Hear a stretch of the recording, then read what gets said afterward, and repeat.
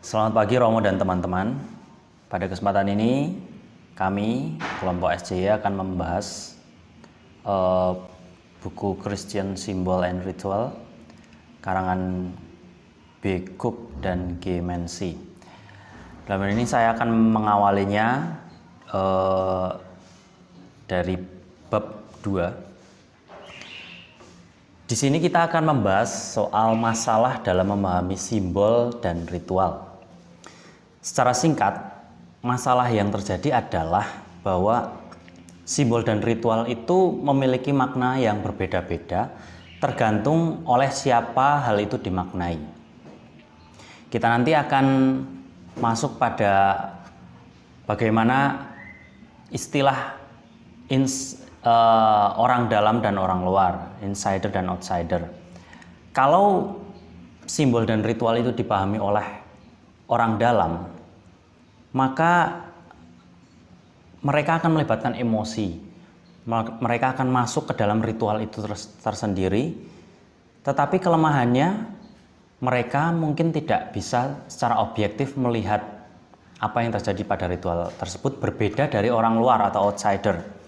Jika itu orang luar, dalam hal ini siapa orang luar? Orang luar itu adalah seperti akademisi, peneliti. Nah, mereka tentu akan melaporkan seperti yang seharusnya atau objektif, berbeda dari orang dalam tadi. Seseorang yang disebut orang luar akan dapat mengevaluasi dengan lebih baik bagaimana ritual tersebut dijalankan. Lalu juga mereka dapat melihat secara lebih menarik jarak dari ritual tersebut. Itu. Jadi persoalannya adalah bagaimana memahami simbol dan ritual tersebut tergantung siapa yang memahaminya. Lalu simbol dan ritual itu juga berkaitan dengan kekuasaan atau power. Ritual dan simbol secara konsisten menciptakan kembali struktur kekuasaan dalam masyarakat dengan terus-menerus menegosiasikan legitimasi kekuasaan di dalam kelompok atau masyarakat tersebut. Tidak terkecuali ritual Kristen. Selama berabad-abad, ritual dan simbol Kristiani terus-menerus dinegosiasikan antara imam dan awam, antara budaya yang dominan dan budaya minoritas maksud saya. Lalu simbol dan ritual itu juga sifatnya ambigu. Kenapa? Karena simbol itu bersifat polivalen, artinya memiliki beberapa arti pada saat yang bersamaan. Contohnya seperti Kristus yang bangkit. Itu antara orang-orang Katolik Roma yang ajaran resmi Gereja Katolik Roma dengan pemahaman keluarga yang sederhana mengenai Kristus yang bangkit itu tentu saja sangat berbeda. Lalu juga simbol dan ritual itu unik. Dalam arti ritual itu tidak bisa terulang dan tidak pernah umum. Lalu ritual itu juga berkaitan dengan ritual persahabatan dan pernikahan. Jika dikaitkan dengan pernikahan, maka ritual ini dikaitkan dengan antara kedua belah pihak, bukan secara personal tetapi dua buah keluarga.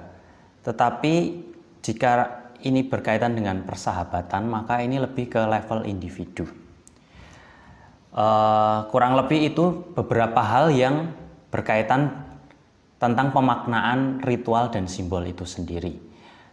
Dan nanti pada butir-butir selanjutnya akan lebih dijelaskan secara lebih spesifik. Terima kasih. Dalam bab 2 ini kita akan membahas ritual dalam konteks Kristen. Ritual dalam konteks Kristen ini adalah sebuah memori atau ingatan akan seluruh hidup Yesus Kristus. Dalam karya mujizat, Yesus tidak hanya melambangkan kepedulian Yesus untuk menyembuhkan, tetapi juga sebuah tindakan Allah yang berbelas kasih yang bekerja melalui Yesus dan yang memberdayakannya dengan roh kreatif ilahi. maka tindakan Yesus seluruhnya juga melambangkan tindakan Allah. Kematian Yesus menjadi sumber keselamatan, dan kematian Yesus menciptakan kehidupan baru yang karenanya ada kebangkitan. Orang Kristen percaya bahwa dengan cara yang belum sepenuhnya dipahami, kematian Yesus mengungkapkan bahwa dari kematian bisa datang kehidupan. Kematian dapat dan seharusnya memiliki sebuah makna. Dan ritual Kristen itu mengingat dan merenungkan serta merayakan seluruh hidup Yesus Kristus. Dan kematian Yesus tidak memiliki kekuatan simbolik tanpa adanya kematian, tanpa adanya kebangkitan. Kebangkitan Yesus membuka makna dari kehidupan dan kematian. Dalam tradisi orang Kristen awal, ada sebuah simbol, yaitu ikan. Ikan ini sebuah simbol yang memiliki makna Yesus Kristus, anak Allah, Sang Juru Selamat. Kata keselamatan memiliki makna dua, yakni keselamatan dari dan keselamatan untuk.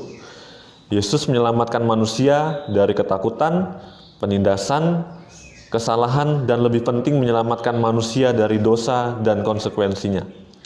Yesus juga menyelamatkan manusia untuk tumbuh menjadi dewasa melalui iman untuk mencapai kehidupan abadi dan membentuk komunitas keadilan dan perdamaian. Yesus menyelamatkan manusia karena hanya Tuhan yang bisa mengampuni dosa dan memberikan hidup kekal. Itulah tindakan dan kekuatan Roh Tuhan. Dalam gereja perdana, penerimaan keselamatan itu terungkap dalam perayaan ritual pemecahan roti, yang sekarang ini adalah Ekaristi yang menggunakan simbol roti dan anggur. Ekaristi menjadi ritual atau sakramen sebagai ungkapan dari iman komunitas, yakni penerimaan akan Kristus yang bangkit dan karunia Roh. Maka, Ekaristi menjadi doa syukur untuk menerima keselamatan yang telah membebaskan manusia dari kejahatan dan dosa dan telah mengubah manusia untuk menjalani hidup baru dalam semangat kebangkitan. Ritual dan kejahatan. Selama berabad-abad dan di hampir setiap budaya, salah satu penggunaan utama ritual berkaitan dengan pengamalan manusia akan kejahatan. Orang selalu merasa terancam akan kekuatan negatif, sehingga menyebabkan penderitaan dan kerugian. Pengaruh tersebut dapat berupa kekuatan alam seperti banjir, gempa bumi, longsor. Nah, perilaku kejahatan ini dilatar belakangi oleh keserakahan oleh manusia untuk menguasai kekuatan alam. Bahkan kekuatan yang jahat ini dapat bekerja untuk menyerang siapa saja.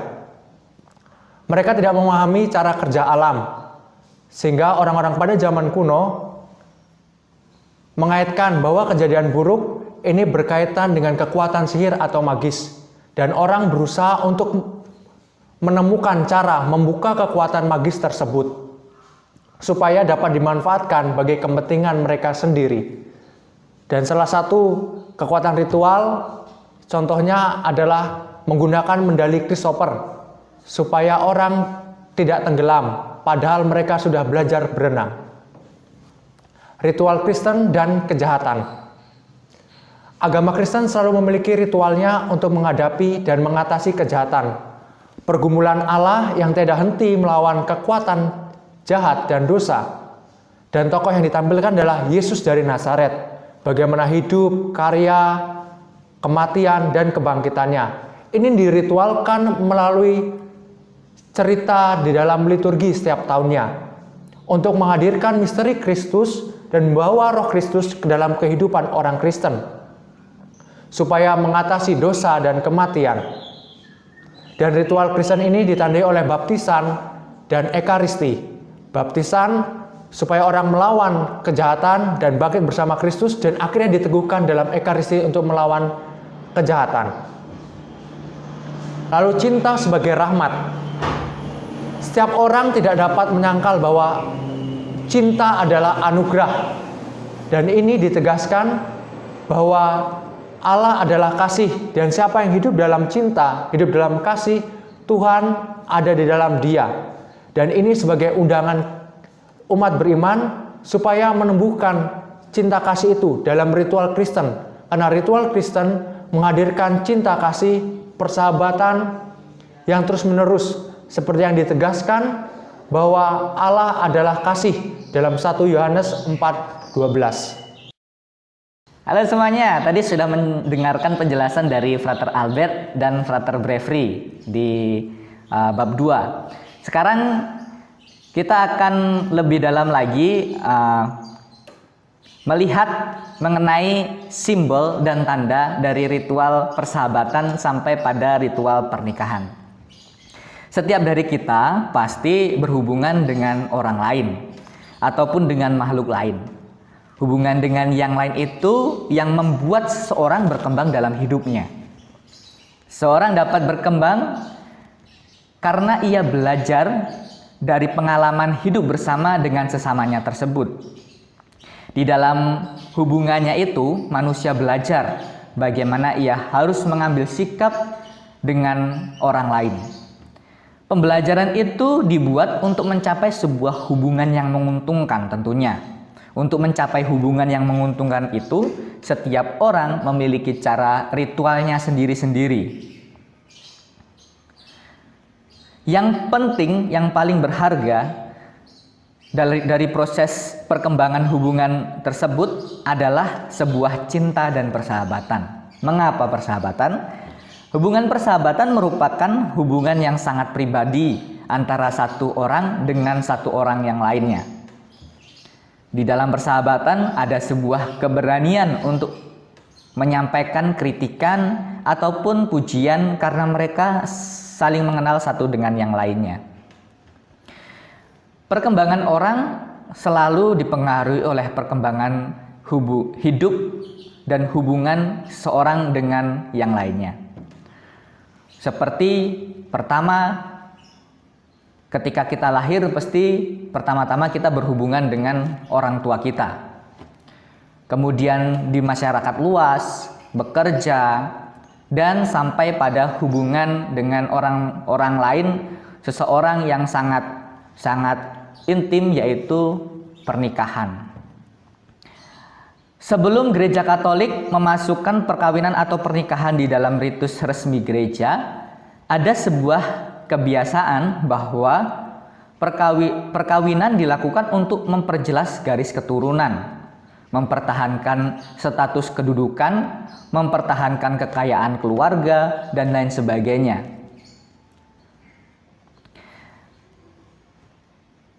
Yang intinya bahwa perkawinan lebih bersifat komunal. Baru pada abad ke-16 dalam Konsili Trente, gereja memasukkan perkawinan ke dalam ritus resmi gereja. Dan sejak saat itu masyarakat memahami bahwa upacara perkawinan atau pernikahan adalah sakramen pernikahan. Di dalam sakramen pernikahan ini, gereja memberikan suatu pemahaman baru mengenai perkawinan atau pernikahan itu.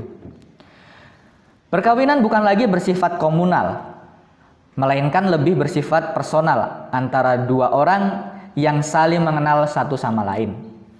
Disinilah fungsi persahabatan di dalam sebuah perkawinan diperlukan.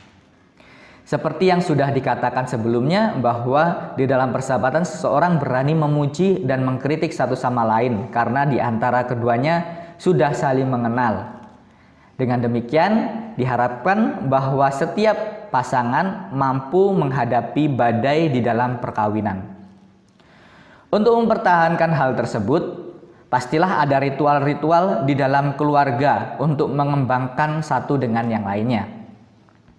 Seperti makan bersama, nonton bersama, bersenggama, dan lain sebagainya. Itu ritualnya. Selain bersifat personal, perkawinan di dalam gereja memiliki sebuah simbol tertentu. Di dalam perkawinan, masing-masing dari pasangan mengucapkan janji satu dengan yang lainnya. Janji ini bukan hanya sebuah simbol bersatunya dua orang menjadi satu dalam sebuah janji antara mereka. Perkawinan dan janji yang diucapkan di dalamnya juga ingin menyimbolkan sebuah janji Allah kepada umat Israel atau umat manusia. Dengan demikian diharapkan bahwa janji antara kedua belah pihak yang melangsungkan perkawinan dapat seperti janji Allah dengan manusia, yaitu janji yang teguh dan tak tergoyahkan. Dari semua penjelasan yang telah saya sampaikan tadi, agaknya sudah jelas bahwa di dalam kehidupan kita terdapat banyak tradisi-tradisi dan simbol-simbol, terkhusus di dalam sakramen perkawinan. Namun demikian, saya sadar bahwa mungkin masih ada yang merasa kebingungan oleh sebab itu, mari kita langsungkan contoh-contohnya yang akan disampaikan selanjutnya oleh Frater Lisi. Pada bagian yang keempat ini kita akan bersama-sama mendalami ritual inisiasi Kristiani, yang nanti di dalamnya secara khusus kita akan membahas tentang ritual baptisan. Hal yang terpenting di sini adalah berkaitan dengan air. Dalam bagian ini ingin dijelaskan bagaimana lambang air itu ditekankan. Air sebagai sarana dalam proses inisiasi. Mengapa air? Karena air sudah digunakan oleh orang-orang pada zaman dahulu, terutama sejak zaman Yudaisme, bahkan sebelum Yesus. Air sendiri oleh orang-orang pada saat itu dimaksudkan atau dimaknai sebagai pembersihan diri dari kenajisan. Sebagai contoh, kenajisan itu adalah darah. Kita tahu bahwa orang-orang Yahudi jika terkena darah itu dianggap sesuatu yang najis, maka segera mungkin mereka membersihkan diri dengan air untuk bisa melakukan peribadatan mereka. Hal ini semakin ditekankan ketika zaman Yesus. Dalam Matius bab 29 ayat 19 dikatakan, karena itu pergilah dan jadikanlah semua bangsa muridku dan baptislah mereka dalam nama Bapa dan Putra dan Roh Kudus. Perutusan inilah yang kemudian dilanjutkan oleh para murid Yesus yang nanti akan dikaitkan dengan air dalam pembaptisan. Baptis sendiri dalam hal ini berarti masuk ke dalam air, yakni masuk ke dalam sisi gelap, dalam kekacauan, dalam ketidakberdayaan, dan termasuk dalam ketakutan dan dosa. Sedangkan ketika orang keluar dari air itu mau menyimbolkan bahwa mereka menjadi baru, hidup lagi yang menyimbolkan kelahiran baru. Pada zaman dulu, hanya orang-orang dewasa, yakni orang-orang Yahudi dan Yunani yang dibaptis. Syarat mereka untuk dibaptis hanyalah sederhana, yakni percaya dan hidup sesuai dengan ajaran Yesus Kristus. Selain itu dalam sikap hidup mereka harus selalu berdoa dan berpuasa. Ini pendapat dari Justinus Martir. Lalu baptisan bayi sendiri baru berkembang ketika tahun 313, di mana peristiwa Edik Milan, agama kekristenan menjadi agama kekaisaran. Penekanan di sini adalah peran dari wali baptis, di mana wali baptis sendiri berperan menjadi orang tua dalam hal iman bagi si bayi yang dibaptis. Tetapi pada abad ke-4 dan ke-5 terjadi pertentangan mengenai baptisan bayi ini. Kelompok ini mempertanyakan atau berpendapat iman adalah komitmen pribadi, maka orang lain tidak berhak ikut campur tangan dalam hal menentukan iman. Di sini selain itu tadi ada satu lagi juga pendapat yang mengatakan bahwa pada zaman dulu orang ingin mencukupi keinginan masa mudanya. Jadi orang-orang pada zaman dahulu ingin berfoya-foya, ingin menuruti kesenangan, sukses dan lain sebagainya ketika masih muda. Dan ketika sudah tua mereka harus bertobat. Nah, contoh nyata di sini adalah Kaisar Konstantinus sendiri, di mana dia dalam pemerintahannya banyak membunuh, perang dan lain sebagainya. Maka dalam hidup setiap harinya di sampingnya selalu ada uskup yang menemani untuk berjaga-jaga ketika dia merasa bahwa hidupnya terancam, maka dia akan secepatnya bertobat. Lalu menanggapi pendapat ini, ada kelompok yang mendasarkan pada Yohanes bab 3 ayat 5 berkaitan dengan baptisan. Ada pertanyaan, bagaimana nasib mereka yang meninggal tetapi belum dibaptis? Dalam Yohanes 3 ayat 5 dikatakan yang dibaptis itu mereka yang selamat. Dan pendapat yang lain bahwa baptisan adalah tanda keselamatan. Baptis hanya dilakukan satu kali. Baptis merupakan ritual inisiasi, ritual yang mempengaruhi apa yang dirayakan. Yang pertama sudah cukup. Dan dalam baptis sendiri ada campur tangan Tuhan. Lalu tahap-tahap dalam baptis adalah katekumen, keputusan, pembaptisan, pengurapan minyak. Lalu efek baptis sendiri adalah orang yang sudah dibaptis harus melihat dunia secara baru, mengembangkan hidup Kristiani, bertanggung jawab atas imannya, melayani seperti Kristus, dan hidup dalam komunitas Kristiani. Itu bagian mengenai ritual baptisan yang bisa kita perdalam dalam bab ini. Setelah kita melihat dan kita membahas bersama buku yang kita bahas pada hari ini, maka kami mencoba untuk memberikan catatan kritis bagi buku ini. Ada 2 catatan kritis yang kami usulkan, yang kami ajukan. Yang pertama, seperti judulnya Christian Symbol and Ritual, an Introduction, maka buku ini jangan diharapkan sebagai buku yang sangat membahas secara dalam ritual dan simbol Kristiani Katolik secara mendalam. Karena memang buku ini kebanyakan hanya membahas hal-hal sederhana di bagian ya sebagai pengantar, introduction, agar kita lebih mengantar kita memahami mengenai simbol dan ritual. Yang catatan yang kedua,